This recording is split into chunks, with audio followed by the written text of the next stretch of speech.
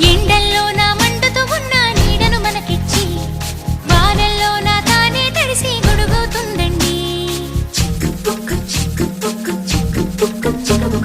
రాత్రంతా తను నిద్రమాని మేల్కొంటుందండి.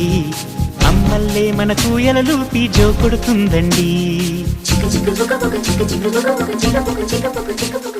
సెలవులు తనకు వద్దంటూ స్నేహితులను మనకందిస్తూ అందరి భారం మోసేస్తూ కోరిన తీరం చేరుస్తూ మతమూపుల మన భేదం తనకు లేదంటుందండి. మానవ జాతిని ఒకే తాటిపై నడిపిస్తుందండి. చింకు చింకు పువ్వు